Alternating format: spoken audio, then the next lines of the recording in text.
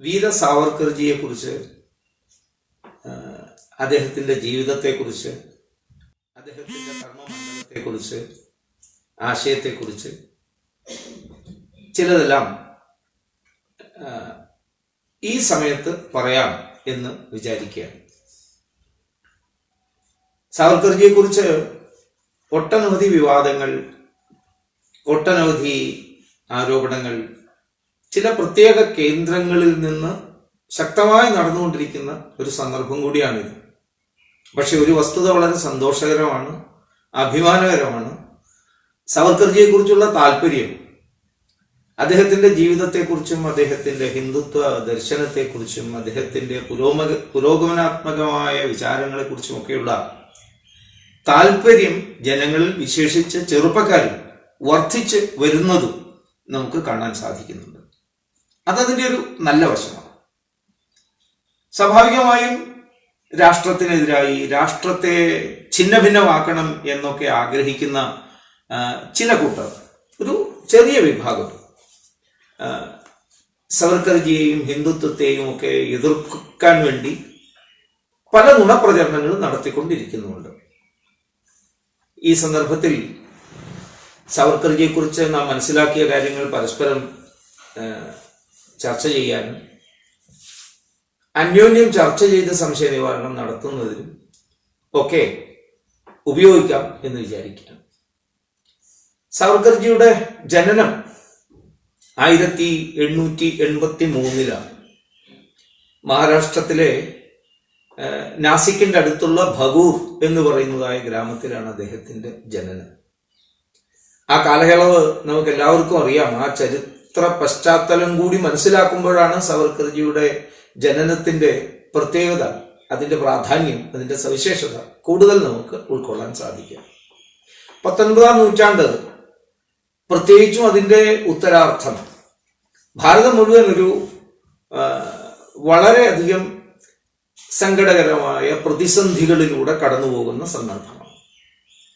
പ്രത്യേകിച്ച് 1857 സ്വാതന്ത്ര്യ സമരത്തിന്റെ അകാലത്തിലുള്ള പരാജയത്തിന് ശേഷം, 1857 ആ സ്വാതന്ത്ര്യ സമരം വളരെ കാലത്തെ തയ്യാറെടുപ്പുകൾക്ക് ശേഷം ഭാരതീയ ദേശഭക്തരായ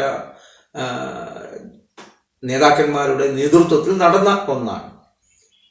നാനാസാഹേബും താന്ത്യ തോപ്പയും റാണി ലക്ഷ്മിഭായിയും ഒക്കെ ചേർന്ന് നടത്തിയ ആ ഉജ്ജ്വലമായ സമരം കുറെ കാലം മുന്നോട്ട് പോയി. ഭാരതമാസകലം വ്യാപിച്ചു, ചെറുതും വലുതുമായ രൂപത്തിൽ. എല്ലായിടത്തും അതിൻ്റെതായ പ്രകമ്പനങ്ങൾ സൃഷ്ടിച്ചു. ഭാരതീയരുടെ ഉള്ളിൽ ഉറങ്ങിക്കിടന്നിരുന്നതായ ആ ദേശീയ വികാരത്തെ ഉണർത്താൻ അത് സഹായിച്ചു എന്നതൊക്കെ സത്യമാണ്. പക്ഷെ എന്നാലും അതിൻ്റെ ഒരു പരാജയം, പല പല കാരണങ്ങളുണ്ട്, അതല്ല ഇന്നത്തെ ചർച്ചാ വിഷയം എന്നതുകൊണ്ട് അതിലേക്ക് കടന്നു പോകുന്നില്ല. ഏതായാലും ആ പരാജയം ഈ ഉണർന്ന ഭാരതീയരുടെ ഉള്ളിൽ ഭാരതത്തിന് സ്വാതന്ത്ര്യം ഉടനടി ലഭിക്കുമെന്ന അമിതമായ ആത്മവിശ്വാസത്തോടെ രംഗത്തിറങ്ങിയ ആളുകളുടെ ഉള്ളിൽ വലിയൊരു നിരാശയുണ്ടാക്കി, ഒരു തളർച്ച സൃഷ്ടിച്ചു. ഭാരതീയരുടെ ഭാഗത്ത് അത്തരം ഒരു തളർച്ച സംഭവിച്ചപ്പോൾ, ആത്മവിശ്വാസ കുറവ് സംഭവിച്ചപ്പോൾ, ബ്രിട്ടീഷുകാരെ സംബന്ധിച്ചിടത്തോളം ഔദ്യോഗികമായി അവരവരുടെ ഭരണം ഏറ്റെടുത്ത് പോകുന്ന ആ സന്ദർഭത്തിൽ നടന്ന ആ യുദ്ധവിജയം അവരുടെ ആത്മവിശ്വാസത്തെ ഇരട്ടിച്ചു. അതോടൊപ്പം തന്നെ ബ്രിട്ടീഷുകാർ വേണ്ട മുൻകരുതലുകൾ എടുക്കാനും ആ കാലയളവിൽ കഴിഞ്ഞു എന്ന് നമുക്കറിയാം. ആ മുൻകരുതലുകളുടെ ഭാഗമായിട്ട് ഒട്ടനവധി പ്രവർത്തനങ്ങൾ അവർ നടത്തി. ഭാരതത്തിലെ വിദ്യാഭ്യാസ സമ്പ്രദായത്തിൽ സമൂല പരിവർത്തനം വരുത്താൻ വേണ്ടിയിട്ടുള്ള പ്രയത്നം നടത്തി. സംസ്കൃതത്തെ ഇല്ലാതാക്കാൻ വേണ്ടിയിട്ടുള്ള പ്രയത്നം നടത്തി. ഇംഗ്ലീഷ് വിദ്യാഭ്യാസത്തിന് വ്യാപകമായ പ്രചാരം ഉണ്ടാക്കാൻ ശ്രമം നടത്തി. നമ്മുടെ ചരിത്രത്തെ മാറ്റി എഴുതാനുള്ള ശ്രമം നടത്തി. പൂർത്തീകരണത്തിന് ആവശ്യമായ എന്ന് സംശയമുണ്ടായ ഒരു കാലയളവാണ്. പക്ഷേ ഭാരതത്തിന് അങ്ങനെ തളരാനോ ഇല്ലാതാവാനോ കഴിയില്ല. ഭാരതമാതാവിന്റെ അന്തരാത്മാവിൽ നിന്ന് ഒരു പിടച്ചിലുണ്ടായി എന്ന് കവികൾ എഴുതിയിട്ടുള്ളതുപോലെ ആ പിടച്ചിലിൽ നിന്ന് ഒട്ടനവധി മഹാരഥന്മാർ, മഹാവിഭൂതികൾ, ധീര വിക്രമശാലികൾ, പരാക്രമികളായ സ്വാതന്ത്ര്യ സമര പോരാളികളുടെ ജന്മം ഈ കാലയളവിൽ നടക്കുന്നത് കാണാം. ഇതിനെ നമുക്ക് ജന്മവും അവരുടെ പ്രവർത്തനം സജീവമാകുന്നത് നമുക്ക് ഈ സന്ദർഭത്തിൽ കാണാം. പൂജ്യസ്വാമി ദയാനന്ദ സരസ്വതി ആയാലും ഭാരതത്തിന്റെ ആധ്യാത്മിക ഉണർവിന്റെ കാരണക്കാരനായ ശ്രീരാമകൃഷ്ണ പരമഹംസരുടെയും വിവേകാനന്ദന്റെയും പ്രവർത്തനങ്ങളായാലും അതേപോലെ ഒട്ടനവധി ദേശീയ സ്വാതന്ത്ര്യ സമര നേതാക്കന്മാർ. ഇപ്പോ ബംഗാളിനെ കുറിച്ച് ചിന്തിച്ചാൽ ആനന്ദമോഹൻ ബോസിനെ പോലുള്ള നേതാക്കന്മാര്, സുരേന്ദ്രനാഥ് ബാനർജിയെ പോലുള്ള നേതാക്കന്മാര്, മഹർഷി അരവിന്ദനെ പോലുള്ള നേതാക്കന്മാര്, ഇവരുടെയൊക്കെ ജന്മമോ സജീവമായ പ്രവർത്തനങ്ങളോ ഈ 857 ശേഷമുള്ള ആ 19ാം നൂറ്റാണ്ടിന്റെ ഉത്തരാർദ്ധത്തിൽ നടക്കുന്നത് കാണാൻ സാധിക്കും. അതില് മഹർഷി പൂജ്യ സ്വാമി ദയാനന്ദ സരസ്വതിയുടെ മഹാസമാധി ഉണ്ടാകുന്നത് 1883. അതേപോലെ മറ്റൊരു വിശേഷപ്പെട്ട സംഭവം നടക്കുന്നത് ബ്രിട്ടീഷുകാർക്കെതിരായിട്ടുള്ള സന്ധിയില്ല വിപ്ലവം, അതിന്റെ പിതാവായി കണക്കാക്കപ്പെടുന്ന വാസുദേവ് ബൽവന്ത് ഫഡ്കെയുടെ നിര്യാണം യമനിലെ ഏദനിൽ വെച്ച് സംഭവിക്കുന്നത് ഈ കാലഘട്ടത്തിലാണ്. നമുക്കെല്ലാം അറിയാം, വാസുദേവ് ബൽവന്ത് ഫഡ്കെ മഹാരാഷ്ട്രത്തിലെ ആദ്യത്തെ ബിരുദധാരികളിൽ ഒരാളായിരുന്നു. ഇംഗ്ലീഷ് വിദ്യാഭ്യാസം നേടി അതീവ പണ്ഡിതനായിരുന്നു. ആ കാലയളവിൽ സൈനിക വകുപ്പില് അദ്ദേഹം സൈനിക വകുപ്പിന്റെ ധനകാര്യ വിഭാഗത്തിൽ അദ്ദേഹം ഉദ്യോഗസ്ഥനായിരുന്നു. അവിടെ ജോലി ചെയ്യുന്നതിന്റെ ഇടയിൽ ബ്രിട്ടീഷുകാരുടെ നിന്ദ്യമായ പ്രവർത്തനങ്ങള്, ക്രൂരതയ്ക്ക് എതിരായിട്ട് പൊരുതാൻ നിശ്ചയിച്ച് ജോലി രാജിവെച്ച് അദ്ദേഹം തന്റെ ഗ്രാമത്തിലേക്ക് വരികയും അവിടെ നിന്നുകൊണ്ട് ഒട്ടനവധി സായുധ കലാപത്തിന് വേണ്ടിയിട്ടുള്ള പരിശ്രമം ആരംഭിക്കുകയും ചെയ്തു. അദ്ദേഹം ബ്രിട്ടീഷുകാരുടെ അധീനതയിലുള്ള കരശേഖരണ, നികുതി ശേഖരണ കേന്ദ്രങ്ങളെ ആക്രമിച്ച് സ്വാതന്ത്ര്യ സമരത്തിന് ആവശ്യമായ ധനം സമ്പാദിക്കുകയൊക്കെ ചെയ്തിട്ടുണ്ട്. പൂനെ നഗരത്തെ കുറച്ചു കാലത്തേക്കാണെങ്കിൽ പോലും അദ്ദേഹത്തിന്റെ പൊടുന്നനെയുള്ള ആക്രമണത്തിൽ പൂനെ നഗരം പൂർണ്ണമായിട്ട് കീഴ്പ്പെടുത്തിയിട്ടുണ്ട്. പിന്നീട് 1872 അദ്ദേഹത്തിന്റെ അതിശക്തമായ ഒരു ആക്രമണം ബ്രിട്ടീഷുകാർക്കെതിരായിട്ട് നടത്തുകയും അതിനിടയിൽ അദ്ദേഹത്തെ കീഴ്പ്പെടുത്താൻ അവർക്ക് കഴിയും. ഏദനിലേക്ക് നാടുകടത്തുകയും ആ ഏദനിലെ ജയിലിൽ നിന്ന് അദ്ദേഹം അതിന് പുറത്തു കടന്ന് രക്ഷപ്പെടാൻ വേണ്ടി ശ്രമിച്ചു. അവിടെ വെച്ച് വീണ്ടും പിടിക്കപ്പെട്ടു. പിന്നീട് അദ്ദേഹം പ്രാണോപവേശം, ഒരു തരത്തിൽ പറഞ്ഞാൽ ഭക്ഷണം കഴിക്കാതെ ജലം പോലും കുടിക്കാതെ ജയിലിന്റെ ഉള്ളിൽ വെച്ച് തന്നെ പ്രായോപവേശം കഴിക്കുകയാണ് അദ്ദേഹം ചെയ്തത്. അദ്ദേഹത്തിന്റെ നിര്യാണം ഉണ്ടായ ആ കാലഘട്ടം ഒരർത്ഥത്തിൽ പറഞ്ഞാൽ വളരെ സവിശേഷമായ ഒരു കാലയളവ്. ദയാനന്ദ സരസ്വതിയുടെ അത്യുന്നതമായ ധിഷണാശേഷിയും ആ ധിഷണാശേഷിക്കൊപ്പം തന്നെ രാഷ്ട്രത്തിന്റെ യഥാർത്ഥ സംസ്കാരത്തെ വളർത്താനും ഉയർത്താൻ വേണ്ടിയിട്ടുള്ള പ്രയത്നവും അത് പരിപൂർണതയിലെത്തി കാണാൻ അദ്ദേഹത്തിന് സാധിച്ചില്ല. അപ്പോ ഒരർത്ഥത്തിൽ തുടർന്നുകൊണ്ടേയിരുന്നതെന്ന് പറയാവുന്നതോ അല്ലെങ്കിൽ പൂർണ്ണമാകാത്തതോ ആയ ദയാനന്ദ സരസ്വതിയുടെ സ്വപ്നങ്ങൾ വാസുദേവ് ബൽവന്ത് ഫഡ്കെയെ പോലുള്ള മഹാവിപ്ലവകാരിയുടെ ആ സ്വതന്ത്ര ഭാരതം എന്ന ആ മഹത്തായ സ്വപ്നത്തിന്റെ പൂർത്തീകരണം എന്നോണമോ അതേ വർഷം തന്നെ വീര സാവർക്കർജിയുടെ ജനനം ഉണ്ടായി എന്നത് ഒരു ദൈവികമായ ഒരു നിയോഗം എന്ന് വേണം കണക്കാക്കാൻ. ഒരർത്ഥത്തിൽ സാവർക്കർജിയുടെ പിൽക്കാല ജീവിതം പരിശോധിക്കുമ്പോൾ അതിൽ ദയാനന്ദ സരസ്വതിയുടെയും വാസുദേവ് ബൽവന്ത് ഫഡ്കെയുടെയും അംശങ്ങൾ ഭാരതീയ ദാർശനിക പാരമ്പര്യത്തെ ഉയർത്തിപ്പിടിക്കുന്നതിനോടൊപ്പം തന്നെ അതിശക്തമായ സായുധമായ കലാപത്തിലൂടെ ബ്രിട്ടീഷുകാർക്കെതിരെ പൊരുതാനുള്ള ഒരു തീവ്രമായ അഭിലാഷം, ഫഡ്കെയും മറ്റും വാസുദേവ് ബലവന്ത് ഫഡ്കെയും മറ്റും പ്രദാനം ചെയ്ത അഭിലാഷവും സാവർക്കർജിയിൽ സമ്മേളിക്കുന്നത് നമുക്ക് കാണാം. പറഞ്ഞു, ഭഗൂറിലാണ് അദ്ദേഹത്തിന്റെ ജനനം. അച്ഛൻ ദാമോദർ പന്ത് സാവർക്കർ വലിയ പണ്ഡിതൻ, വലിയ ആത്മാഭിമാനി, അതേപോലെ തന്നെ ശാരീരിക ക്ഷമത കാത്തുസൂക്ഷിക്കണം ചെറുപ്പക്കാർ എന്ന വലിയ ബോധമുണ്ടായിരുന്ന വലിയൊരു ഡിസിപ്ലിനേറിയൻ, വളരെ അച്ചടക്ക ബോധമുണ്ടായിരുന്ന, കുട്ടികളിലും മറ്റും ആ അച്ചടക്കം വളർത്തണമെന്ന് അങ്ങേയറ്റം ആഗ്രഹമുണ്ടായിരുന്ന ഒരാളായിരുന്നു ദാമോദർ പന്ത് സാവർക്കർ. അദ്ദേഹത്തിന്റെ സഹധർമ്മിണി രാധാബായി, അവരും ഒരു വലിയ ബുദ്ധിമതിയായ, ഭാരതീയ ഗ്രന്ഥങ്ങളിൽ, നമ്മുടെ പുരാണങ്ങളിൽ, ഇതിഹാസങ്ങളിൽ അങ്ങേയറ്റം താല്പര്യം ഉണ്ടായിരുന്ന ഒരു മഹാസാക്ഷി. അങ്ങനെയുള്ള രാധാബായിക്കും ജനിച്ച 4 മക്കളിൽ രണ്ടാമനായിരുന്നു വീര സാവർക്കർ എന്ന് പിൽക്കാല ചരിത്രം വിലയിരുത്തിയ വിനായക ദാമോദര സാവർക്കർ. ഗണേശ് റാവു സാവർക്കർ, അനുജത്തി മൈനാദേവി, മൂന്നാമത്തെ കുട്ടി ഒരു പെൺകുട്ടിയായിരുന്നു മൈനാദേവി. ഏറ്റവും ഇളയാള് നാരായൺ റാവു സാവർക്കർ. നാരായൺ റാവു സാവർക്കർ പിൻകാലത്ത് ഡോക്ടറൊക്കെ ആയി മാറി. വിപ്ലവകാരികളായിരുന്നു 3 പേരും, ആ കുടുംബം പൂർണ്ണമായിട്ടും. അതിന് കാരണമുണ്ട്, ആ കുടുംബത്തിൽ അത്തരം ഒരു പശ്ചാത്തലമായിരുന്നു ഉണ്ടായിരുന്നത്. സ്വയം ദാമോദർ പന്ത് സാവർക്കർ, അച്ഛൻ, സാവർക്കർജിയുടെ അച്ഛൻ പറഞ്ഞു, വളരെ വലിയ പണ്ഡിതനായിരുന്നു. ഗ്രന്ഥങ്ങൾ വായിക്കുന്ന കാര്യത്തിലും കുട്ടികളെ പഠിപ്പിക്കുന്ന കാര്യത്തിലും ആ വീട്ടിലെ ഒരു നിത്യ ചടങ്ങായിരുന്നു. കുട്ടികളുടെ പഠനമൊക്കെ കഴിഞ്ഞാൽ, അല്ലെങ്കിൽ പഠിക്കാനുള്ള സമയം കഴിഞ്ഞാൽ പിന്നെ മഹാഭാരതമോ രാമായണമോ അല്ലെങ്കിൽ റാണാ പ്രതാപനെ കുറിച്ചോ ഛത്രപതി ശിവാജിയെ കുറിച്ചോ ബാജിപ്രഭു ദേശ്പാണ്ഡെയെ കുറിച്ചോ ഒക്കെ എഴുതപ്പെട്ടിട്ടുള്ള ഗാഥകൾ വായിക്കുക എന്നത് നിത്യേനുള്ള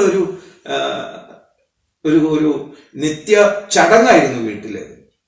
ഒന്നുകിൽ അച്ഛൻ വായിക്കും, അല്ലെങ്കിൽ ജ്യേഷ്ഠൻ ഗണേശ് റാവു സാവർക്കർ വായിക്കും. എല്ലാവരും കേൾക്കണം, അത് കാണാതെ പഠിക്കണം, ചില ഭാഗങ്ങളൊക്കെ കാണാതെ പഠിക്കണം എന്നതും ദാമോദർ പന്ത് സാവർക്കർജിയുടെ ഒരു നിർബന്ധമായിരുന്നു. അദ്ദേഹം സ്വയം ഇംഗ്ലീഷിലും അഗാധമായ പാണ്ഡിത്യം ഉണ്ടായിരുന്ന വ്യക്തിയാണ്.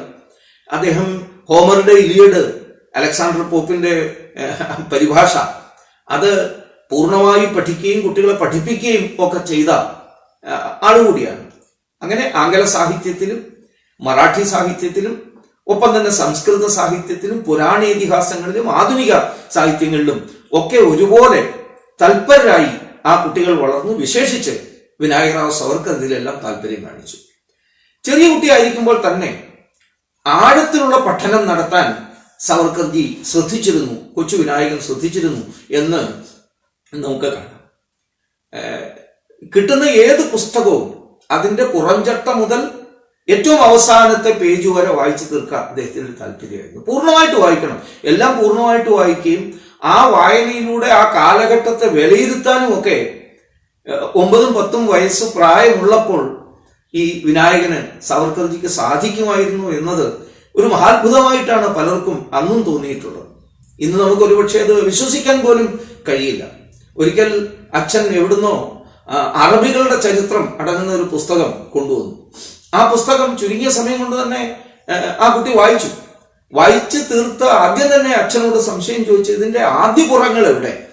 ഒരു പഴയ പുസ്തകമായിരുന്നിരിക്കണം, ആരെങ്കിലും തുടർച്ചയായ ഉപയോഗം കൊണ്ട് ആദ്യ പേജുകൾ കീറിപ്പോയതായിരിക്കും. അച്ഛൻ പറഞ്ഞു അങ്ങനെ പോയതായിരിക്കാം എന്ന്.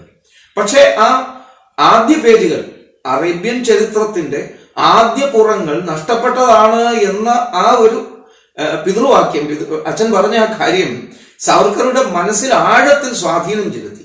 അദ്ദേഹം പിൽക്കാലത്ത് എഴുതിയ ഒരു മനോഹരമായ കവിതയുടെ വിഷയം തന്നെ അതായിരുന്നു. ചരിത്രം ഒരു ശാപമാകുന്നത് എങ്ങനെ? അതാണ് ആ കവിതയുടെ വിഷയം. അതിൽ അദ്ദേഹം പറയുന്നത് എല്ലാ ചരിത്രങ്ങളുടെയും ആദ്യ പുറങ്ങൾ അജ്ഞാതങ്ങളാണ് എന്ന് പറഞ്ഞൊരു കവിത, സുന്ദരമായൊരു കവിത ഉണ്ട് അദ്ദേഹത്തിന്റെ. അങ്ങനെ സാവർക്കർ ഭഗൂറിലെ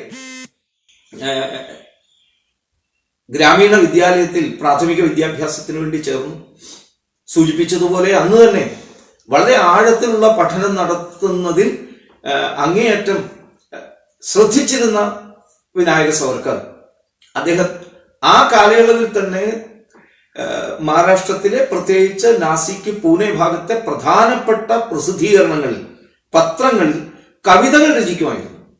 പത്രാധിപർക്ക് അറിയില്ല ഇത് 10 വയസ്സുകാരനൊക്കെ ആയിട്ടുള്ള ഒരു കൗമാരക്കാരൻ എഴുതിയ കവിതയാണെന്ന് സങ്കല്പിക്കാൻ പോലും കഴിയില്ലായിരുന്നു. അതുകൊണ്ട് തന്നെ പ്രധാനപ്പെട്ട വ്യക്തികൾ, കവികൾ, സാഹിത്യകാരന്മാർ കൈകാര്യം ചെയ്യുന്ന പേജിൽ വീര സാവർക്കറുടെ കവിതകൾ നമുക്ക് അത്ഭുതം തോന്നാം. പലരും വിശ്വസിക്കാൻ പോലും പ്രയാസം ഉണ്ടാവും. 10 വയസ്സിൽ തന്നെ ആ കുട്ടി കവിതകളും മറ്റും എഴുതി തുടങ്ങി. ആ സ്കൂളിലെ ആ പഠനകാലം പൂർത്തീകരിക്കുന്നതിന് മുമ്പേ തന്നെ വളരെ ദാരുണമായ ഒരു വിധിയുടെ ആഘാതം ആ കുടുംബത്തിലേറ്റു. അമ്മയായ രാധാവായി പ്ലേഗ് ബാധിച്ച് മരണപ്പെട്ടു. ആ കാലയളവ് നമുക്കറിയാം. മനുഷ്യനിർമ്മിതമാണോ അതോ വിധിവിഹിതമാണോ? തുടർച്ചയായി ഭാരതത്തിൽ മഹാമാരികൾ, നമ്മൾ ഈ സന്ദർഭത്തിൽ ഒരു മഹാമാരിയെ നേരിട്ടുകൊണ്ടിരിക്കുന്ന കാലയളവാണ്. ആ കാലം ബ്രിട്ടീഷുകാരുടെ ഭരണകാലത്ത് ഇടതടവില്ലാതെ ഇത്തരം മഹാമാരികൾ, കോളറയായിട്ടായാലും പ്ലേഗ് ആയിട്ടായാലും വസൂരിയായിട്ടായാലും ഒക്കെ ഇടക്കിടക്ക് വന്നുകൊണ്ടേയിരുന്നു. അത്തരം ഒരു കോളറ ആക്രമണത്തിന്റെ കാലത്ത് അമ്മ ഈ ചെറിയ പ്രായത്തിൽ തന്നെ സവർക്കറെയും സഹോദരങ്ങളെയും ഉപേക്ഷിച്ചു പോയി. അകാലത്തിലുള്ള ആ നിര്യാണം ഒരു വലിയ ആഘാതമായിരുന്നു സവർക്കർക്ക്. ദിവസങ്ങളോളം ആ കുഞ്ഞു മനസ്സ് വേദനിച്ചുകൊണ്ടേ ഇരുന്നു. അമ്മയോട് അത്ര അടുപ്പമായിരുന്നു. അമ്മയുടെ പ്രകൃതവും അങ്ങനെയായിരുന്നു. എല്ലാവർക്കും അടുപ്പമുണ്ടായിരുന്നു. സവർക്കർജിക്ക് പ്രത്യേകമായ അടുപ്പം അമ്മയോട് ഉണ്ടായിരുന്നു. പിന്നീട് ആ ഭഗൂറിലെ വിദ്യാഭ്യാസം പൂർത്തീകരിച്ച്, പ്രാഥമിക വിദ്യാഭ്യാസം പൂർത്തീകരിച്ച് നാസിക്കിലേക്ക് അദ്ദേഹത്തിന്റെ ഹൈസ്കൂൾ വിദ്യാഭ്യാസത്തിന് വേണ്ടി പോയി. അതിന് തൊട്ടു മുമ്പ് അമ്മയുടെ മരണം കഴിഞ്ഞ് വളരെയൊന്നും കഴിയുന്നതിന് മുമ്പ് തന്നെ എന്ന് പറയാം, ഏറെ കഴിയുന്നതിന് മുമ്പ് അച്ഛനും പ്ലേഗ് രോഗബാധ മൂലം മരണപ്പെട്ടു. വളരെ പ്രായക്കൂടുതലൊന്നും ഇല്ലെങ്കിലും ജ്യേഷ്ഠനായ ഗണേശ് റാവു സവർക്കറുടെ ചുമലിൽ ആ കുടുംബത്തിന്റെ മുഴുവൻ ചുമതലയും വന്നു ചേരുകയാണ്. ഇവിടെ നമുക്കൊരു സമാന്തരം കാണാം. സവർക്കർ ജനിച്ച് 6 വർഷം കൂടി കഴിഞ്ഞ് ഭൂജാതനായ സംഘസ്ഥാപകനായ ഡോക്ടർ ജിക്കും ഏതാണ്ട് ഇതിന് സമാനമായ സാഹചര്യമായിരുന്നു ഉണ്ടായിരുന്നത്. ആകെ ഒരു വ്യത്യാസം വേണമെങ്കിൽ പറയാവുന്നത്, ഡോക്ടർ ജിയുടെ ജ്യേഷ്ഠനെ പോലെ ആയിരുന്നില്ല. ജ്യേഷ്ഠൻ വീട്ടിന്റെ കാര്യങ്ങളെല്ലാം നേരാമണ്ണം നോക്കിയിരുന്നു. നല്ല പ്രായ വ്യത്യാസം ഉണ്ടായിരുന്നു അവർ തമ്മിൽ. വലിയ കണിശക്കാരനായിരുന്നു, വലിയ ദേഷ്യക്കാരനായിരുന്നു. പക്ഷേ സവർക്കർജിയുടെ ഒരു മഹാഭാഗ്യം, അദ്ദേഹത്തിന്റെ ജ്യേഷ്ഠനായ ബാബാറാവ് സവർക്കർ എന്നറിയപ്പെടുന്ന ഗണേശ് റാവു സവർക്കർ തന്റെ സഹോദരങ്ങളെ വിശേഷിച്ച് തൊട്ടനുജനായ വിനായകന്റെ ഒരു വലിയ സംരക്ഷകനായി. അവരുടെ വളർച്ചയ്ക്കും അവരുടെ ഉയർച്ചയ്ക്കും വേണ്ടി തന്റെ എല്ലാ മോഹങ്ങളെയും മാറ്റിവെച്ച ഒരു മഹാവ്യക്തിത്വമായിരുന്നു സത്യത്തിൽ ഗണേശ് റാവു സവർക്കർ എന്ന ബാബാറാവ് സവർക്കർ. അദ്ദേഹവും പണ്ഡിതനായിരുന്നു. നമ്മളെല്ലാം ഇപ്പം ഏറ്റവും കൂടുതൽ ചർച്ച ചെയ്യുകയും ഉത്തരം പറയുകയും ചിലരൊക്കെ ആരോപണം ഉന്നയിക്കുകയും ഒക്കെ ചെയ്യുന്ന we or our nationhood defined, നാം അല്ലെങ്കിൽ നമ്മുടെ ദേശീയത നിർവചിക്കപ്പെടുന്നു എന്ന പുസ്തകത്തിന്റെ ആദ്യ രൂപത്തിന്റെ സൃഷ്ടാവ്, അതിന്റെ നിർമ്മാതാവ്, മറാഠിയിൽ അത് എഴുതിയത് പോലും ബാബാറാവ് സവർക്കറാണ്. അതിനെ വിപുലീകരിക്കുകയാണ്, തർജ്ജമ ചെയ്ത് ഇംഗ്ലീഷിലേക്കാക്കുകയും വിപുലീകരിക്കുകയും ചെയ്ത് ഒരു പുതിയ പുസ്തകത്തിന്റെ രൂപത്തിലേക്ക് മാധവ സദാശിവ ഗോൾവൽക്കർ എന്ന സംഘത്തിന്റെ 2ാമത്തെ സർസംഘചാലക പൂജനീയ ഗുരുജി എഴുതുകയും ചെയ്തിരുന്നു. അപ്പൊ ഈ ബാബാറാവ് സവർക്കർ അല്ലെങ്കിൽ ഗണേശ് റാവു സവർക്കർ അനുജന്മാരെയും അനുജത്തിയെയും സ്നേഹത്തോടെ വളർത്തുകയും അദ്ദേഹത്തിന് യഥാർത്ഥത്തിൽ എത്തിച്ചേരാൻ കഴിയുമായിരുന്ന പല വലിയ ഉയരങ്ങളിലേക്ക് സ്വയം എത്താതെ ഒരു ത്യാഗിയെ പോലെ, അദ്ദേഹം യോഗാഭ്യാസത്തിലൊക്കെ വളരെ ആഴത്തിൽ അറിവ് നേടിയിരുന്ന ആളാണ്. ഒരുപക്ഷെ ആ കാലയളവിൽ പുതിയ യോഗ പരിശീലനത്തിന് വേണ്ടിയിട്ട് പോവുകയും അതിന്റെ ഒരു ആചാര്യനായി തീരുകയും ഒക്കെ ചെയ്തിരുന്നു എന്നുണ്ടെങ്കിൽ യോഗ വിദ്യാഭ്യാസ മേഖലയിലും യോഗ പരിശീലന മേഖലയിലും ഒരു മഹാത്ഭുതമായി മാറേണ്ട വ്യക്തിത്വമായിരുന്നു. പക്ഷെ ആ മോഹങ്ങളൊക്കെ അദ്ദേഹം മാറ്റിവെച്ചു. അങ്ങനെ നാസിക്കിലേക്ക് പഠനത്തിന് പോയി. അതിനുശേഷമാണ് അച്ഛൻ മരിക്കുന്നത്. അത് കുറച്ചുകൂടെ കഴിയുമ്പോഴേക്കും അത് കഴിഞ്ഞ് നടന്ന മറ്റൊരു വലിയ ആഘാതം, ഇളയ അനുജനായ നാരായണ റാവു സവർക്കർക്ക് പ്ലേഗ് പിടിപെട്ടു. ആ പ്ലേഗ് പിടിപെട്ട് നാസിക്കിലെ പ്ലേഗ് ആശുപത്രിയിൽ പ്രവേശിപ്പിക്കുന്ന സമയത്ത് ആ കുഞ്ഞിനെ നോക്കാൻ ആരുമില്ല. ഇവർ രണ്ടുപേരിൽ ആരെങ്കിലും ഒരാള്, ഒന്നുകിൽ ജ്യേഷ്ഠനായ ബാബാറാവ് സവർക്കർ, അല്ലെങ്കിൽ അനുജനായ വിനായകറാവു സവർക്കർ, അല്ലെങ്കിൽ താത്യാറാവു സവർക്കർ, ഇവരാരെങ്കിലും വേണം നോക്കാൻ. അവരും ഒരർത്ഥത്തിൽ ഒരാൾ യൗവനത്തിലേക്ക് കാലൂന്നുന്നു, മറ്റേയാൾ കൗമാരപ്രായക്കാരനാണ്. ജ്യേഷ്ഠനായ ബാബുറാവ് സവർക്കർ നിശ്ചയിച്ചു അനുജനെ സ്വസ്ഥമായി. കാരണം ഒരു പ്ലേഗ് ബാധിതൻ ആരായാലും അയാളെ പരിചരിക്കാൻ വേണ്ടി നിൽക്കുന്ന ആള്, ഇന്ന് നമ്മൾ കൊറോണയുടെ കാലത്ത് അതിനെക്കുറിച്ച് കൂടുതൽ അറിയാം. പരിചരണത്തിന് വേണ്ടി നിൽക്കുന്ന ആൾക്കാർ എടുക്കുന്നതായ സുരക്ഷാ സന്നാഹങ്ങൾ എന്തൊക്കെയാണ് എന്ന് നമ്മൾ ഇന്ന് ഓരോ ആളും നേരിട്ട് കാണുന്നുണ്ട്. പക്ഷെ ആ കാലയളവിൽ അത്തരം സുരക്ഷാ സന്നാഹങ്ങളെ കുറിച്ച് പോലും ഭാരതീയർക്കറിയില്ല, ഭാരതീയർക്കതൊന്നും ലഭ്യവുമല്ല. ആ സന്ദർഭത്തിൽ ജ്യേഷ്ഠൻ നേരത്തെ സൂചിപ്പിച്ച ത്യാഗിയായ ഗണേശറാവ് സവർക്കർ ഏറ്റവും ഇളയ അനുജനായ കുരുന്നായ നാരായണറാവ് സവർക്കറെയും തോളിലെടുത്ത് നാസിക്കിലെ ആ പ്ലേഗ് ആശുപത്രിയിൽ പോകുന്നു. വിനായകറാവ് സവർക്കർ വേദനയോടുകൂടി വീടിന്റെ ബാക്കി കാര്യങ്ങൾ നോക്കാനും ഒക്കെ ആയിട്ട് വീട്ടിൽ നിൽക്കുന്നു. മറ്റാരോടും പറയാൻ നിവർത്തിയില്ല, ജ്യേഷ്ഠൻ അവിടെ അനുജനെ നോക്കാൻ വേണ്ടിയിട്ട് പോയിട്ടുണ്ടായിരുന്നു. വിനായകറാവ് സവർക്കറിന്റെ ശാസ്ത്രബോധം അദ്ദേഹത്തിന് അറിയാമായിരുന്നു. ജ്യേഷ്ഠൻ ഏത് നിമിഷവും പ്ലേഗ് ബാധ ഉണ്ടാകാം എന്ന് വിചാരിച്ചതുപോലെ സംഭവിച്ചു. പരിചരണത്തിന് വേണ്ടി നിന്നിരുന്ന ജ്യേഷ്ഠനും പ്ലേഗ് ബാധിച്ചു. എന്തൊരു വലിയ ഭീഷണമായൊരു സാഹചര്യമാണ് അത് എന്ന് ആലോചിച്ച് നോക്കൂ. ബഗൂറിലും നാസിക്കിലും പൂനെയിലും പരിസര പ്രദേശങ്ങളിലും ഒക്കെ പ്ലേഗ് പടർന്നു പിടിച്ച ആ കാലയളവിൽ ബ്രിട്ടീഷുകാർ എത്ര ക്രൂരമായിട്ടാണ് പ്ലേഗ് ബാധിതരുടെ ബന്ധുക്കളോട് പോലും പെരുമാറിയിരുന്നത്. പ്ലേഗ് ആരോപിച്ചു പോലും ആളുകളെ പീഡിപ്പിക്കാൻ ബ്രിട്ടീഷുകാർ ആ കാലയളവിൽ മുന്നോട്ട് വരുമായിരുന്നു. സ്ത്രീകളോടുള്ള അതിക്രമം വളരെ പെരുകിയിരുന്നു. പ്ലേഗ് ഒരു മറയാക്കിക്കൊണ്ട് ബ്രിട്ടീഷുകാരുടെ ഒരു തരത്തിൽ പറഞ്ഞാൽ ഭാരതീയരെ അടിച്ചമർത്താൻ ഒരു അവസരമാക്കി. അതുകൊണ്ട് തന്നെയാണ് പല ആൾക്കാരും പറയുന്നത് ഈ മഹാമാരികളൊക്കെ ബ്രിട്ടീഷുകാർ സൃഷ്ടിച്ചത് പോലുമായിരുന്നു. അവർ സൃഷ്ടിച്ച ക്ഷാമങ്ങൾ നമ്മുടെ ഈ ഭാരത ചരിത്രത്തിലുണ്ട്. ഇതെല്ലാം കൊണ്ട് ഒരർത്ഥത്തിൽ ഭാരതീയരുടെ മനസ്സിൽ ബ്രിട്ടീഷുകാരോടുള്ള വിരോധം ശക്തിപ്പെട്ടിരുന്ന ഒരു സന്ദർഭമാണ്. ഇടയ്ക്ക് പറയട്ടെ, ഈശ്വര കൃപ കൊണ്ട് ജ്യേഷ്ഠനും അനുജനും രോഗവിമുക്തരായി തിരികെ വന്നു. പക്ഷെ ആ കാലയളവിൽ എല്ലാവരുടെയും മനസ്സിൽ, മുതിർന്നവരുടെ മാത്രമല്ല കൗമാരപ്രായക്കാരുടെ ഉള്ളിൽ പോലും ബ്രിട്ടീഷുകാരോടുള്ള വിരോധം അതിശക്തമായി വളർന്നു വന്ന ഒരു സമയമായിരുന്നു. ആ കാലഘട്ടത്തിലാണ് മറ്റൊരു പ്രധാനപ്പെട്ട സംഭവം ഉണ്ടാവുന്നത്. 1896 പ്ലേഗ് കമ്മീഷണറായ ബ്രിട്ടീഷ് ഉദ്യോഗസ്ഥനെ ചാപ്പേക്കർ സഹോദരന്മാർ അവർ ആസൂത്രണം ചെയ്തു. ചാപ്പേക്കർ സഹോദരന്മാർ വളരെ പ്രധാനപ്പെട്ട ഭാരതത്തിന്റെ ചരിത്രത്തിലെ, സ്വാതന്ത്ര്യസമര ചരിത്രത്തിലെ വളരെ പ്രധാനപ്പെട്ട നാമധേയങ്ങളാണ്. 3 പേരുണ്ടായിരുന്നു. ആ 3 പേര് ദാമോദർ പന്ത് ചാപ്പേക്കർ, വാസുദേവ് ബന്ധു ചാപ്പേക്കർ, ബാലകൃഷ്ണ ചാപ്പേക്കർ. ഇവർ 3 പേരും അവരുടെ ഒരു ബന്ധുവും ഒക്കെ ചേർന്നിട്ട് റയൻഡ് എന്ന് പറയുന്നതായ പ്ലേഗ് കമ്മീഷണറെ അവർ വെടിവെച്ചു.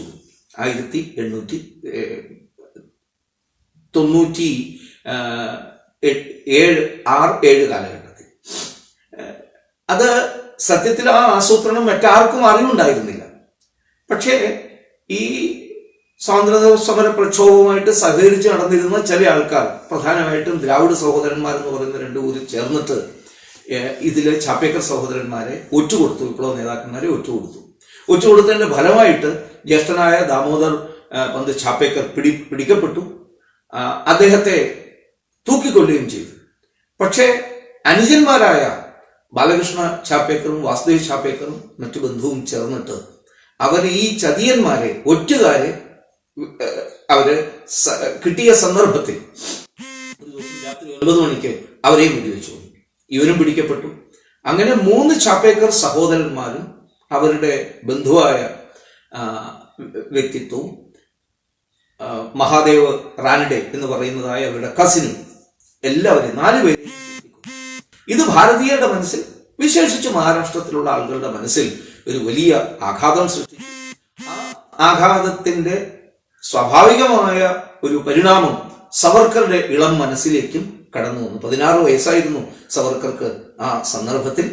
അദ്ദേഹം വീട്ടിൽ ആ സമയത്ത് നാസിക്കിലെ സ്കൂളിൽ നിന്ന് വസൂരി പിടിപെട്ടത് കാരണം വീട്ടിൽ, നേരത്തെ പറഞ്ഞു, കോളറയും പ്ലേഗും വസൂരിയും ഒക്കെ ഇടയ്ക്കിടയ്ക്ക് മഹാമാരികൾ ഭാരതത്തിൽ വന്നുകൊണ്ടിരിക്കുകയായിരുന്നു. അദ്ദേഹം വീട്ടിലുണ്ടായിരുന്നു ആ കാലയളവ്. ആ സന്ദർഭത്തിൽ ചാപ്പേക്കർ സഹോദരന്മാരുടെ മരണവൃത്താന്തം അറിഞ്ഞ മാത്രയിൽ ആ കൗമാരപ്രായത്തിലുള്ള വിപ്ലവ മനസ്സ് വല്ലാതെ വേദനിച്ചു.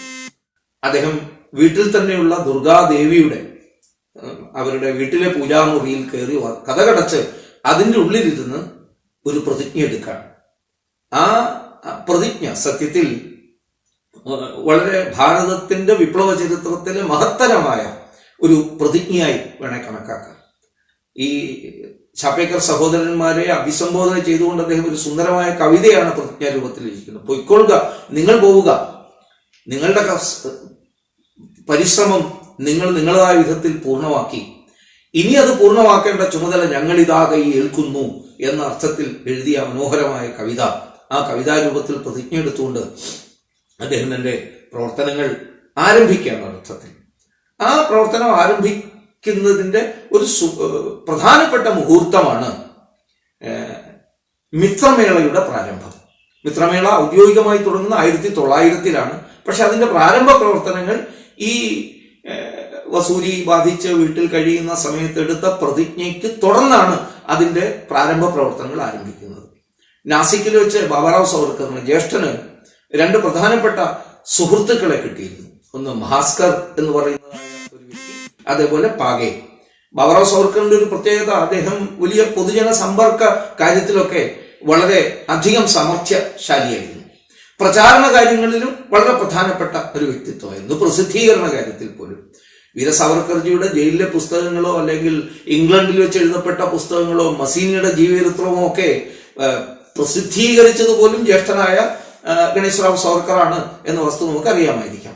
ഈ പ്രകൃതം അദ്ദേഹത്തിന് അന്നേയുണ്ട്. പൊതുജനങ്ങളുമായി ഇടപെടുക, പുതിയ പുതിയ സൗഹൃദങ്ങൾ സ്ഥാപിക്കുക. അങ്ങനെ അദ്ദേഹത്തിന്റെ സൗഹൃദത്തിൽ വന്ന 2 ചെറുപ്പക്കാരാണ്, വിപ്ലവകാരികളായ ചെറുപ്പക്കാരാണ് മഹാസ്കറും പാഗയും.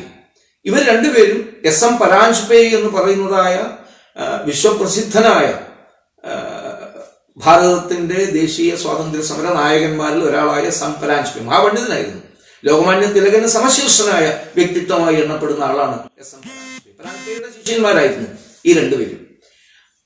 ജ്യേഷ്ഠനിലൂടെ അനുജനായ വിനായകറാവു സവർക്കറും ഭാസ്കറും പാഗയുമായി ബന്ധപ്പെട്ടു. ഇവരുടെ ഉള്ളിലെ വിപ്ലവ തീയുടെ ശക്തി എത്രയുണ്ട് എന്ന് സാവർക്കർജി മനസ്സിലാക്കുകയാണ്. അങ്ങനെ അദ്ദേഹം ആ 16 വയസ്സുകാരനായ സാവർക്കർ ഈ 2 കൂട്ടുകാരെയും ചേർത്ത് ഒരു ചെറിയ സംഘം ആരംഭിക്കുക. ആ സംഘമാണ് 1900-ൽ മിത്രമേള എന്ന പേരോടുകൂടി പ്രാരംഭം കുറിക്കുന്നത്. ഇത് പടിഞ്ഞാറൻ ഭാരതത്തിന്റെ, പ്രത്യേകിച്ച് മഹാരാഷ്ട്രത്തിലെ വിപ്ലവകാരികളുടെ തേനീച്ചക്കൂടായിരുന്നു. The bee hive of the revolutionaries of western Maharashtra, western India എന്ന് വലന്റൈൻ ഷിറോൾ രേഖപ്പെടുത്തുന്നുണ്ട്. വലന്റൈൻ ഷിറോളിനെ നമുക്കറിയാം, ലോകമാന്യ തിലകനെ the father of the unrest, Indian അസ്വസ്ഥതയുടെ പിതാവ് എന്ന് പേരിട്ട് അധിക്ഷേപിക്കാൻ ശ്രമിച്ച വലന്റൈൻ ഷിറോൾ ഇന്ത്യൻ വിപ്ലവത്തിന്റെ ഒരു തേനീച്ചക്കൂടായി ഈ ചെറിയ സംഘം രൂപപ്പെട്ടതിനെ കുറിച്ച് എഴുതുകയാണ്. ആ മിത്രമേളയാണ് പിന്നീട് വളർന്ന് പല രൂപത്തിലേക്കും ഭാവത്തിലേക്കും വ്യാപിച്ചത്. നാസിക്കിന്റെ പരിസര പ്രദേശങ്ങളിലേക്ക് അത് വ്യാപിച്ചു. ചെറുപ്പക്കാരുടെ ഇടയിൽ അതൊരു ആവേശമായി വളർന്നു. അതാണ് പിൽക്കാലത്ത് ഖദർ പാർട്ടിയായിട്ട് മറ്റ് പ്രദേശങ്ങളിലേക്ക് എന്ന് പറഞ്ഞാൽ അമേരിക്കയിലേക്ക്, ഫ്രാൻസിലേക്ക്, ജർമ്മനിയിലേക്ക്, ഹോങ്കോങ്ങിലേക്ക്, സിംഗപ്പൂരിലേക്ക്, ബർമയിലേക്ക് ഒക്കെ ഈ വിപ്ലവ പ്രസ്ഥാനത്തിന് വേരോട്ടമുണ്ടായി, വളർച്ചയുണ്ടായി. അവിടെയൊക്കെ ചെറിയ ചെറിയ സംഘങ്ങൾ രൂപീകരിച്ചു. അതൊരു തുടക്കമായിരുന്നു, ഒരർത്ഥത്തിൽ ഒരു വലിയ ആരംഭമായിരുന്നു. അങ്ങനെ അതാരംഭിച്ച് മിത്രമേളയുടെ ആ പ്രവർത്തനം വ്യാപിച്ചതോടുകൂടി അതിന്റെ മുഖ്യമായ കാര്യം, ആഴ്ചയിൽ ഒരിക്കൽ ഈ ചെറുപ്പക്കാർ ഒരുമിച്ച് കൂടും. അനേകം ആൾക്കാർ പിന്നീട് ഈ ആദ്യത്തെ 3 പേര് സവർക്കറും ഭാസ്കറും പാഗയോടൊപ്പം അനേകം കുട്ടികൾ ചേരാൻ തുടങ്ങി, യുവാക്കന്മാർ. അവർ ചില പ്രതിജ്ഞയൊക്കെ എടുക്കണം. എല്ലാ ആഴ്ചയും ഒരുമിച്ച് കൂടും. ചില ബോധവൽക്കരണങ്ങൾ ഉണ്ടാവും. പ്രത്യേകിച്ചും സാവർക്കർജിയുടെ പ്രഭാഷണങ്ങൾ, പ്രസംഗങ്ങൾ. ആ പ്രസംഗങ്ങൾ വളരെ ലോകോത്തരങ്ങളാണ്, വലിയ വലിയ പ്രസിദ്ധങ്ങളാണ് ആ പ്രസംഗങ്ങളൊക്കെ. 16-17 വയസ്സേ ഉള്ളൂ എങ്കിലും അദ്ദേഹത്തിന്റെ പ്രസംഗങ്ങൾ വളരെയേറെ ചർച്ച ചെയ്യപ്പെട്ടു. അങ്ങനെ ആളുകളുടെ എണ്ണം കൂടി.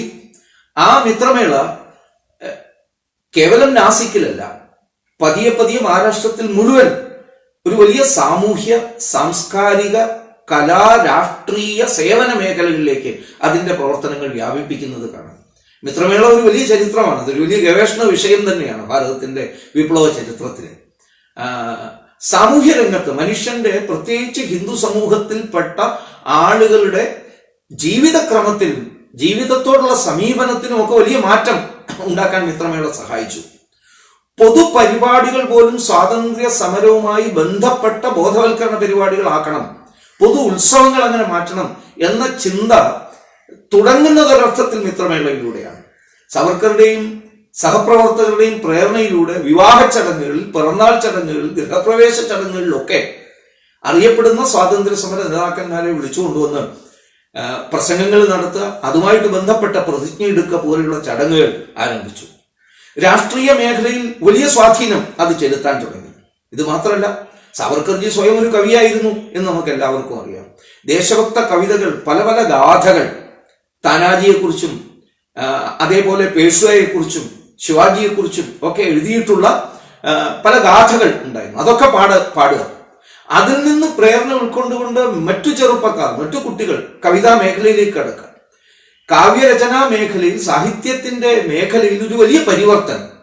നാളതുവരെ സ്വാന്തസുഖായ എഴുതപ്പെട്ട കവിതകളുടെ സ്ഥാനത്ത് സമാജസുഖായ, സമാജത്തിന്റെ സുഖത്തിന് വേണ്ടി, നന്മയ്ക്ക് വേണ്ടി എഴുതപ്പെടുന്ന കവിതകളുടെ ഒരു പുതിയ കാലം പിറക്കുകയായിരുന്നു. ഒരു പുതിയ ചരിത്രം ഉണ്ടാവുകയായിരുന്നു.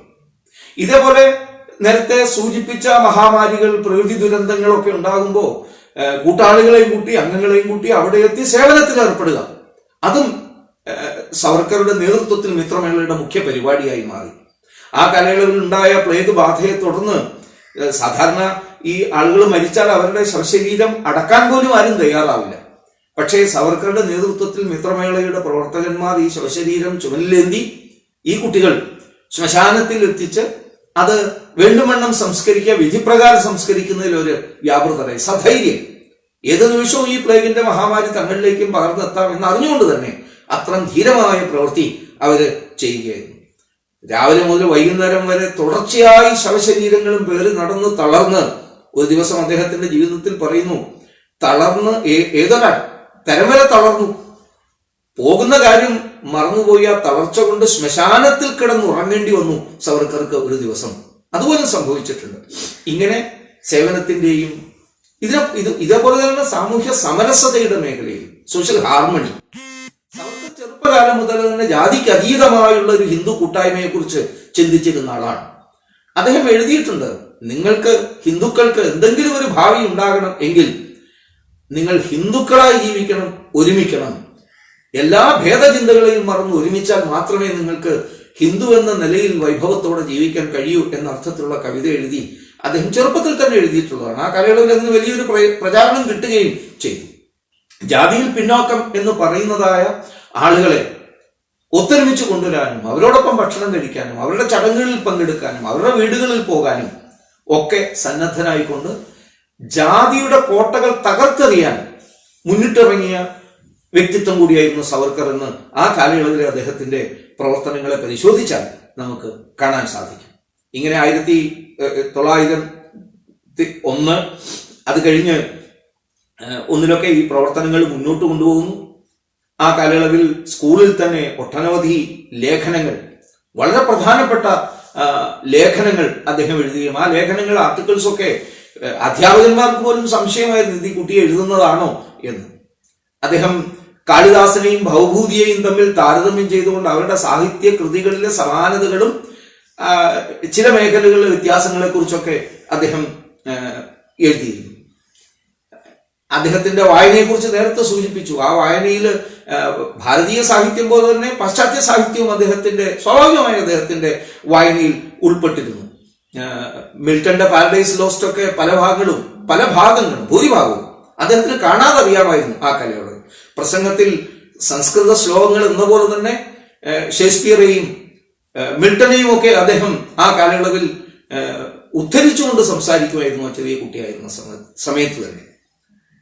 ഇത് കഴിഞ്ഞ് 1902 അദ്ദേഹം തന്റെ വിദ്യാഭ്യാസ ആവശ്യത്തിന് വേണ്ടി 3ാമത്തെ സ്ഥലത്തേക്ക് പോവുകയാണ്. ഹൈസ്കൂൾ വിദ്യാഭ്യാസം പൂർത്തീകരിച്ച് അദ്ദേഹം പൂനെയിൽ ഫെർഗൂസൺ കോളേജിൽ ബിരുദ വിദ്യാഭ്യാസത്തിന് വേണ്ടി 1902 പോവുകയാണ്. സാമ്പത്തികമായി വലിയ വിഷമങ്ങൾ ഉണ്ടായിരുന്നു. ജ്യേഷ്ഠൻ അറിയില്ല എങ്ങനെ ഈ കുട്ടിയെ പൂനെ പോലത്തെ ഒരു നഗരത്തിലേക്ക് അയച്ചു പഠിപ്പിക്കും, അതിനുള്ള ചെലവ് എങ്ങനെ താങ്ങും. എന്നാലും ആത്മവിശ്വാസത്തോടു കൂടി ആ സ്നേഹനിധിയായ ജ്യേഷ്ഠൻ അനുജനോട് അവിടെ പോയി പഠിക്കാൻ ആവശ്യപ്പെടുന്നു. ഭാഗ്യം പോലെ അദ്ദേഹത്തെ സഹായിക്കാൻ വേണ്ടി ഭാവുറാവു ചിപ്ലുങ്കർ എന്ന് പറയുന്നതായ ത്രയംബക് ബാലകൃഷ്ണ ചിപ്ലുങ്കർ, ഭാവുസാഹബ് ചിപ്ലുങ്കർ എന്നാണ് അറിയപ്പെടുന്നത്. ഒരു സർക്കാർ ഉദ്യോഗസ്ഥനും അദ്ദേഹം വളരെ അറിയപ്പെടുന്ന ഒരു ധനിക കുടുംബത്തിൽപ്പെട്ട ആളായിരുന്നു.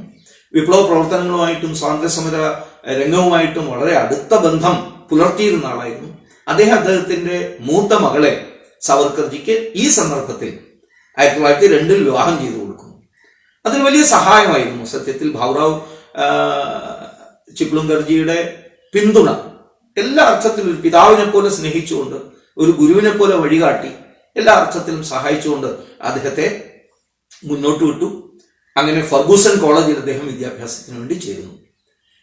ഭാര്യാപിതാവ് ആയിട്ടല്ല, സ്വന്തം അച്ഛനായിട്ട് തന്നെ കണ്ട് സ്നേഹിച്ചിരുന്ന, ആദരിച്ചിരുന്ന വ്യക്തിത്വമായിരുന്നു ചിപ്ലുങ്കറുടേത് എന്ന് പിൽക്കാലത്ത് ആൻഡമാൻ സെല്ലുലാർ ജയിലിലെ ആ സെല്ലുലാർ ജയിലിന്റെ ഇടുങ്ങിയ മുറിക്കുള്ളിൽ ഒരു ചെറിയ വട്ടത്തിലൂടെ കടന്നു വരുന്ന പ്രകാശത്തിന്റെ വളയത്തിലേക്ക് നോക്കി നെടുവീർപ്പിട്ടുകൊണ്ട് വീര സവർക്കർ പാടുകയുണ്ടായി, ബാബ കഴിഞ്ഞാൽ, ബാബ എന്ന് പറഞ്ഞാൽ ജ്യേഷ്ഠനെ കുറിച്ചാണ്, ബാബ കഴിഞ്ഞാൽ എന്റെ നന്മയ്ക്ക്, എന്റെ മുന്നോട്ടുള്ള പോക്കിന് എനിക്ക് വെളിച്ചം തന്ന എന്റെ മാർഗദർശിയായിരുന്ന വ്യക്തിത്വമായിരുന്നു അദ്ദേഹത്തിന് ഭാവുറാവു എന്ന് അദ്ദേഹം പറയുന്നുണ്ടായിരുന്നു.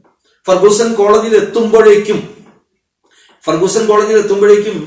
ഒരു പക്വമതിയായ ദേശീയ നേതാവിന്റെ എല്ലാ ലക്ഷണങ്ങളോടും കൂടിയിട്ടാണ് അദ്ദേഹം എത്തുന്നത്.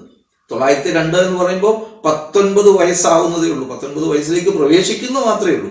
പക്ഷെ അപ്പോഴേക്കും ഒരു പരിപൂർണത എത്തിയ നേതൃത്വത്തിന്റെ, യഥാർത്ഥ നേതാവിന്റെ എല്ലാ ലക്ഷണങ്ങളും, അത് സംഘടനാ മികവിന്റെ കാര്യത്തിലായാലും ആശയ വ്യക്തതയുടെ കാര്യത്തിലായാലും കമ്മ്യൂണിക്കേഷൻ സ്കില്ല്, പ്രസംഗ പാടവത്തിന്റെ കാര്യത്തിലായാലും പുതിയ പുതിയ ആശയങ്ങൾ സൃഷ്ടിക്കുന്ന കാര്യത്തിലായാലും എല്ലാവർക്കും പ്രേരണ കൊടുക്കുന്ന കാര്യത്തിലായാലും ആഴത്തിലുള്ള ബുദ്ധിശക്തിയുടെ കാര്യത്തിലായാലും ഒക്കെ പരിപൂർണത ആർജിച്ച ഒരു നേതാവായിട്ടാണ് വീര സാവർക്കർ ഫർഗൂസണിലേക്ക് പ്രവേശിക്കുന്നത്.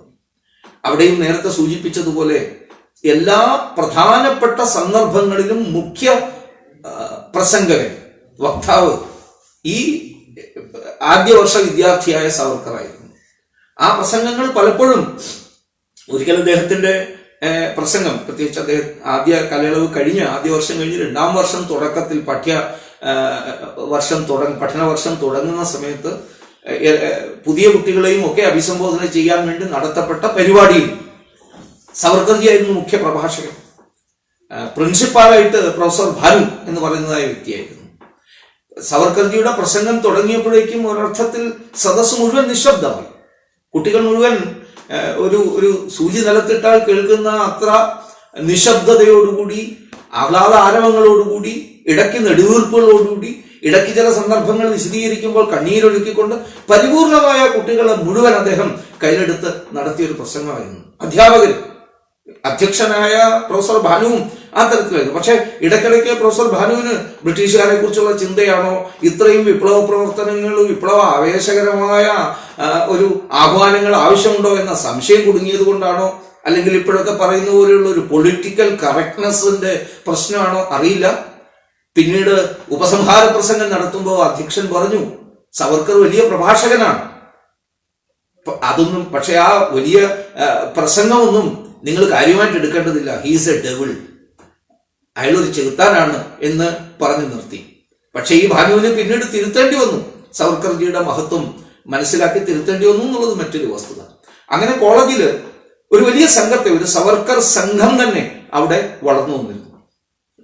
ഒരർത്ഥത്തിൽ മിത്രമേളയുടെ തുടർച്ചയെന്നോണം അവിടെയും പ്രവർത്തനം വ്യാപിച്ചു. ഗ്രാമപ്രദേശങ്ങളിലേക്കുമൊക്കെ അദ്ദേഹം സജീവമായ പ്രവർത്തന മേഖലയിലേക്ക് കടന്നു.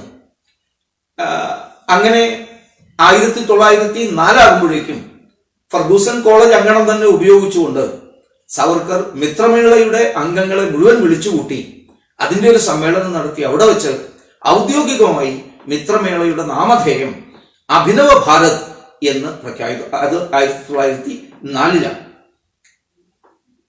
ഇതിനെ തുടർന്ന് 1905 ഭാരതത്തിന്റെ സ്വാതന്ത്ര്യ സമര ചരിത്രത്തിലെ ഒരു നിർണായകമായ വർഷമാണ്. ആ 1905 ബംഗാൾ വിഭജനം. ബ്രിട്ടീഷുകാര് ഭാരതത്തിന്റെ തകർച്ചയ്ക്ക് ആവശ്യമായ, തകർക്കുവാൻ ആവശ്യമായ എല്ലാ കാര്യങ്ങളും, ഏകതയെ തകർക്കാൻ ആവശ്യമായ ഏത് കാര്യവും ചെയ്യുന്നതിൽ ആവൃതരായിരുന്ന ബ്രിട്ടീഷുകാർ അതിന്റെ ഒരു പരീക്ഷണം എന്നോണം ബംഗാളിനെ വിഭജിച്ചു. പക്ഷെ ഭാരതീയർ അതിനെ ഉൾക്കൊള്ളാൻ തയ്യാറായിരുന്നില്ല. അതിന്റെ പിന്നിലെ ഗൂഢാലോചന തിരിച്ചറിഞ്ഞുകൊണ്ട് അതിനെതിരെ അതിശക്തമായ പോരാട്ടം നടത്താൻ നിശ്ചയിച്ചു. അതിന്റെ അനുരണനങ്ങൾ വീര സവർക്കറിലേക്കും അദ്ദേഹത്തിന്റെ അനുയായികളായ അഭിനവ് ഭാരത് അംഗങ്ങളിലേക്കും വ്യാപിച്ചിരുന്നു. സത്യത്തിൽ 1903, 1904 കാലഘട്ടത്തിൽ തന്നെ മിത്രമേളയുടെ പ്രവർത്തനം, സവർക്കർ സംഘത്തിന്റെ പ്രവർത്തനങ്ങളിൽ ഒരു പ്രധാനപ്പെട്ട പ്രവർത്തനം സ്വദേശി പ്രക്ഷോഭമായിരുന്നു. സ്വദേശി പ്രസ്ഥാനങ്ങളുടെ പ്രവർത്തനങ്ങളെ വ്യാപിക്കാനുള്ള പ്രവർത്തനമായിരുന്നു. ആ കാലയളവിലാണ് 1905 ബംഗാൾ വിഭജനം വരുന്നതും സ്വദേശി പ്രക്ഷോഭം ആരംഭിക്കുന്നത്. അതിന്റെ ഭാഗമായി പൂനെയിലും അത്തരം പ്രവർത്തനം നടത്തണം എന്ന് സാവർക്കർജി നിശ്ചയിക്കുന്നു. അതിനുവേണ്ടിയിട്ട് തൻ്റെ അധ്യാപകരും തൻ്റെ മാർഗദർശികളുമായ വിപ്ലവ പ്രവർത്തന അംഗങ്ങളെയും ഒക്കെ പങ്കെടുപ്പിച്ചുകൊണ്ട് സംയുക്ത യോഗം പൂനെയിൽ സംഘടിപ്പിക്കുകയാണ്. ആ സംഘടിപ്പിക്കുന്ന യോഗത്തിൽ വെച്ച് ഓരോരുത്തരും ഈ സ്വദേശി പ്രക്ഷോഭം, ബംഗാൾ വിഭജന വിരുദ്ധ പ്രക്ഷോഭം ഇവിടെ എങ്ങനെ നടത്തണം എന്നതിനെക്കുറിച്ച് ആലോചിച്ച് വേണ്ടിയിട്ടുള്ള ചർച്ചയായിരുന്നു നടന്നത്. പലരും പലവിധ അഭിപ്രായങ്ങൾ പറഞ്ഞു. പിന്നീടാണ് സാവർക്കർ തന്റെ സ്വതസിദ്ധമായ ശൈലിയിൽ ആഞ്ഞടിക്കുന്ന കൊടുങ്കാറ്റ് കണക്കെ, അതേപോലെ ശക്തമായ ചൂടോടുകൂടി ലാവാപ്രവാഹം നടത്തുന്ന അഗ്നിപർവ്വതം കണക്കെ പൊട്ടിത്തെറിച്ചത്.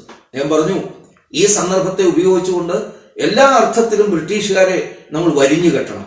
അതിനുവേണ്ടി ബ്രിട്ടീഷ് നിർമ്മിത വിദേശ വസ്തുക്കൾ ബഹിഷ്കരിക്കണം.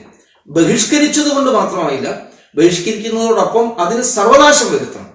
അങ്ങനെയാണ് വിദേശ വസ്ത്ര ദഹനം എന്നൊരു അഭിപ്രായം ആ യോഗത്തിൽ 1905 ഫർഗൂസൺ കോളേജിൽ വെച്ച് അദ്ദേഹം മുന്നോട്ട് വയ്ക്കുന്നു. പക്ഷെ NC കേൽക്കറയൊക്കെ പോലുള്ള ആൾക്കാരും ആ പരിപാടിയിൽ ഉണ്ടായിരുന്നു. NC കേൽക്കറും മറ്റും പറഞ്ഞു, നല്ല ആശയമാണ് വിദേശ വസ്ത്ര ബഹിഷ്കരണം, പക്ഷേ അതെന്തിന് കത്തിച്ചു കളയണം? ആ സംഭരിക്കുന്ന വസ്ത്രങ്ങൾ പാവപ്പെട്ടവർക്കും മറ്റുള്ളവർക്കും വിതരണം ചെയ്താൽ പോരെ എന്ന് ചോദിച്ചു. പക്ഷെ സവർക്കറുടെ ആ തീഷ്ണ യൗവനം, ആ തീഷ്ണ വിപ്ലവ ബോധം അതിനെ അംഗീകരിക്കുന്ന തരത്തിലുള്ളതായിരുന്നില്ല. അദ്ദേഹം പറഞ്ഞു, ഈ വിദേശ വസ്ത്ര ദഹനത്തിലൂടെ ഉയർന്നു വരുന്ന ഒരു ചെറു തീപ്പൊരി മതി നമ്മൾ പറയുന്നത് പോലെയുള്ള ഒരു സ്വതന്ത്ര ഭാരതത്തിന്റെ ലബ്ധിക്ക് വേണ്ടിയിട്ടുള്ള പോരാട്ടത്തിന് ശക്തി പകരുവാൻ. നിങ്ങൾ പറയുന്നു ഇത് നശിപ്പിക്കുന്നതിലൂടെ നഷ്ടമുണ്ടാവില്ലേ, ആർക്കെങ്കിലും കൊടുത്താൽ പോരെ എന്ന്.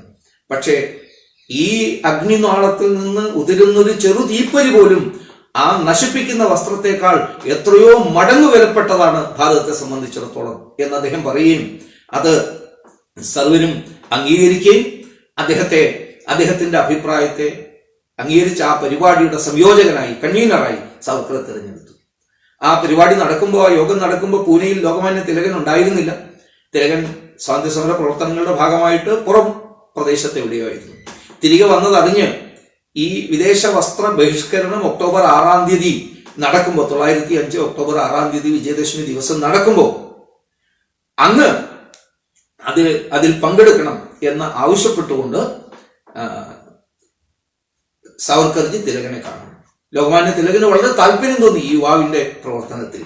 ആ മഹാസിംഹം വളർന്നു വരുന്ന ആ സിംഹക്കുട്ടിയുടെ ഉള്ളിലെ വീര്യവും ധൈര്യവും ഒക്കെ തിരിച്ചറിഞ്ഞു എന്ന് വേണം മനസ്സിലാക്കാൻ. അതുകൊണ്ട് പറഞ്ഞു, ഞാൻ വരാം, പക്ഷേ അതൊരു വെറും പ്രതീകാത്മക പരിപാടിയായാൽ പോരാ. 1-2 വിദേശ വസ്ത്രങ്ങൾ കത്തിച്ചതുകൊണ്ടായി അതൊരു പർവ്വതം പോലെ പൂനാ നഗരത്തിൽ കുന്നുകൂടണം, അതിനെ വേണം നമുക്ക് കത്തിക്കാൻ. ഇങ്ങനെ തിലകൻ പ്രേരണ നൽകി. അതനുസരിച്ച് സവർക്കറും കൂട്ടാളികളും വളരെ ആവേശത്തോടുകൂടി എല്ലാവരെയും സംഘടിപ്പിച്ച് വിദേശ വസ്ത്രങ്ങളെല്ലാം ശേഖരിച്ച് അന്നേ ദിവസം വലിയൊരു ശോഭായാത്രയായിട്ട് എല്ലാ പ്രധാനപ്പെട്ട നേതാക്കന്മാരും, NC കേൽക്കർ, SM പരാഞ്ച്പൈ തുടങ്ങിയ നേതാക്കന്മാർ, ലോകമാന്യ തിലകൻ സ്വയം അവിടെ എത്തി. അവര് ഒരു വലിയ മാർക്കറ്റിൽ നിന്നൊരു വലിയ മാർച്ചായിട്ട് ഇതുമായിട്ട് ഒരു വലിയ വണ്ടിയിൽ ഇത് ശേഖരിച്ച് ഒരു പൊതു ഇടത്തിലേക്ക്, ഒരു മൈതാനത്തിലേക്ക് വന്നു. അവിടെ വന്ന് ഇത് കത്തിക്കാനും അവിടെ യോഗം നടത്താനും പുറപ്പെടുന്നതിന് മുമ്പ് ലോകമാന്യ തിലകൻ ഒരു അഭിപ്രായം പറഞ്ഞു എന്ന് ചരിത്രം രേഖപ്പെടുത്തുന്നു സാവർക്കറോട്, സംയോജകനോട്. നമുക്ക് ഇത് ഇവിടെ കത്തിച്ചതിന് ശേഷം യോഗം വേറെ നഗരത്തിൽ ഏതെങ്കിലും ഒരു സ്ഥലത്ത് നടത്താം. സാവർക്കർജി അതിനെയും അംഗീകരിക്കാൻ തയ്യാറായില്ല. സ്നേഹാദരങ്ങളോടെ അദ്ദേഹം പ്രതിവചിച്ചു. എന്നാൽ വേണ്ട, വീറോടുകൂടി തന്നെ പറഞ്ഞു, ഇത് അഗ്നിക്ക് ഇരയാക്കുകയും ആ അഗ്നിയുടെ പശ്ചാത്തലത്തിൽ നിന്ന് വേണം നമുക്ക് കാര്യങ്ങൾ മനസ്സിലാക്കാൻ തക്കവണ്ണമുള്ള പ്രസംഗങ്ങൾ നടത്താൻ. ഈ അഗ്നിയുടെ പശ്ചാത്തലത്തിൽ നിന്ന് വേണം നമ്മൾ ആ അഗ്നി പ്രതിജ്ഞ എടുക്കാൻ, ഭാരതത്തിന്റെ സ്വാതന്ത്ര്യത്തിന് വേണ്ടി സ്വയം സമർപ്പിക്കാൻ സജ്ജരായി മുന്നോട്ട് വരാൻ. ആ വാദം തിലകനും ലോകമാന്യ തിലകനും വളരെ താല്പര്യം തോന്നി. അങ്ങനെ പൂനെയിൽ ആദ്യമായി വിദേശ വസ്ത്ര ദഹനം, ബഹിഷ്കരണവും ദഹനവും നടക്കുകയാണ് സ്വദേശി പ്രക്ഷോഭത്തിന്റെ ഭാഗമായിട്ട്. ഇതിനെ തുടർന്ന് നടന്ന ഒരു പ്രധാനപ്പെട്ട കാര്യം കൂടി പറഞ്ഞ് ഞാൻ ഇന്നത്തെ ദിവസത്തെ ഈ വാക്കുകൾ അവസാനിപ്പിക്കാം. സാവർക്കർജിയുടെ ഈ പ്രവർത്തനവും പ്രസംഗങ്ങളും ഒക്കെ ആ അഗ്നിജ്വാലകളിൽ നിന്നുള്ള ചൂട് അത് ഫെർഗൂസൺ കോളേജിന്റെ തലപ്പത്തിരിക്കുന്നവരെയും സ്വാധീനിച്ചു. അവർക്ക് ചൂട് തുടങ്ങി. അവരപ്പോ സവർക്കർജിയുടെ ഇത്തരം പ്രവർത്തനങ്ങൾ, രാജ്യദ്രോഹ പ്രവർത്തനങ്ങൾ അത് അംഗീകരിക്കാൻ നിവർത്തിയില്ല എന്ന് പറഞ്ഞുകൊണ്ട് ഹോസ്റ്റലിൽ നിന്ന് അദ്ദേഹത്തെ പുറത്താക്കി. അതോടൊപ്പം 10 രൂപ പിഴ ചുമത്തി ഈ കാര്യത്തിൽ ഏർപ്പെട്ടതിന്റെ പേരിൽ.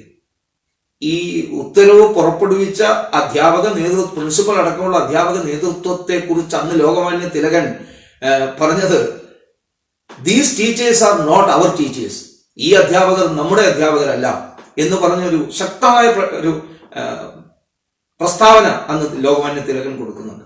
തിലകന്റെയും മറ്റും ആഹ്വാനത്തിന്റെ ഫലമായി എല്ലാ പ്രദേശത്തു നിന്നും സവർക്കറെ വിദ്യാഭ്യാസം തുടരാൻ ആവശ്യമായ ധനശേഖരണം നടത്തി.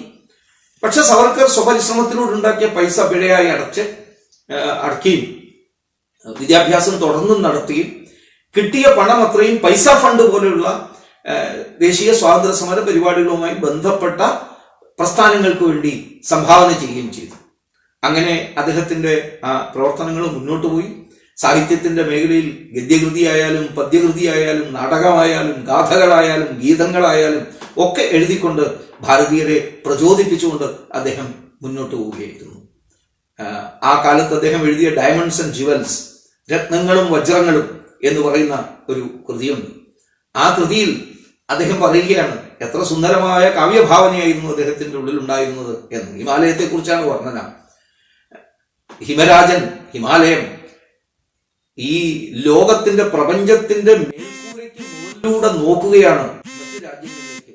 എന്റേതുപോലെയുള്ള ഒരു രാജ്യം, എന്റെ ഭാരതം പോലെ ഏതെങ്കിലും രാജ്യം ഉണ്ടോ ലോകത്ത് എവിടെയെങ്കിലും എന്ന് മേൽക്കൂരയ്ക്ക് മുകളിലൂടെ തലപൊന്തിച്ച് നോക്കുകയാണ്. അവിടെ എങ്ങും അത് കണ്ടില്ല എന്നതുകൊണ്ട് അദ്ദേഹം പിന്നീട് സ്വർഗവാതിൽ തുറന്ന് അവിടെ പരിശോധിക്കാൻ തുടങ്ങി, ദേവലോകത്തിലേക്ക്. ആ പരിശോധനയിൽ സംഭവിച്ചത്, ഈ ഉജ്ജ്വല ഉന്നത ശീർഷനായ ഹിമവാന്റെ നോട്ടത്തിൽ ആകൃഷ്ടരായി അവിടെയുള്ള അപ്സരസുകൾ അവരുടെ വാസം, സ്വർഗത്തിലുള്ള വാസം അവസാനിപ്പിച്ച് ഹിമാലയത്തിൽ താമസം ആരംഭിച്ചു. എത്ര സുന്ദരമായ, നമ്മളെല്ലാം മാനസരസില് ദേവതകളുടെ വാസസ്ഥലമാണ്, ഹിമവാൻ ദേവാത്മാവാണ്, ദേവതാത്മാവാണ് എന്ന് പറയുന്നത് എത്ര സുന്ദരമായി അദ്ദേഹം ആ ഡയമണ്ട്സ് ആൻഡ് ജ്വൽസിൽ വർണ്ണിക്കുന്നുണ്ട്.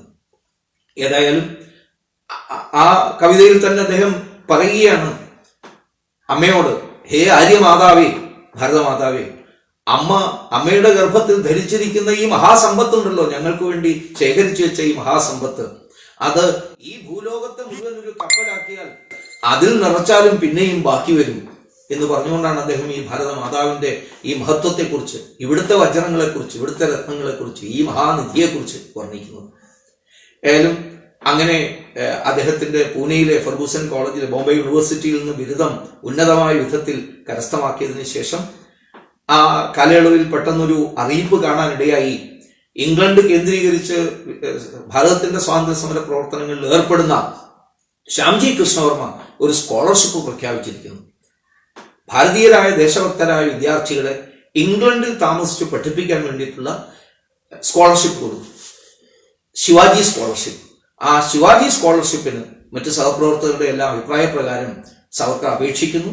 അദ്ദേഹം കൊടുത്ത പ്രതിജ്ഞാവാചകം മനസ്സിലാക്കിയിട്ട് ശ്യാംജി കൃഷ്ണവർമ്മ ഉടനെ തന്നെ സവർക്കറെ ഇംഗ്ലണ്ടിൽ പഠിക്കാൻ വേണ്ടിയിട്ടുള്ള സ്കോളർഷിപ്പിന് അർഹനാക്കി തീർക്കുന്നു, അംഗീകരിക്കുന്നു.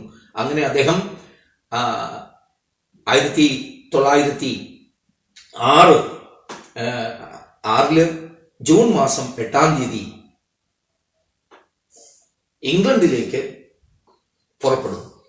അപ്പോ ഈ സവർക്കറുടെ ജനനത്തിന് മുമ്പുള്ള ആ ചരിത്ര പശ്ചാത്തലത്തെക്കുറിച്ച് കുറച്ചെല്ലാം പറയാൻ, രാഷ്ട്രീയ സാമൂഹ്യ സാഹചര്യങ്ങൾ പറയാനും, ഒപ്പം അദ്ദേഹത്തിന്റെ ബാല്യകാലത്തെയും കൗമാരത്തെയും ബിരുദം നേടി വീണ്ടും ഉപരി വിദ്യാഭ്യാസത്തിന് വേണ്ടി സ്കോളർഷിപ്പോടുകൂടി, ശിവാജി സ്കോളർഷിപ്പിന്റെ സഹായത്തോടുകൂടി ഇംഗ്ലണ്ടിലേക്ക് സവർക്കർ യാത്രയാവുന്നു.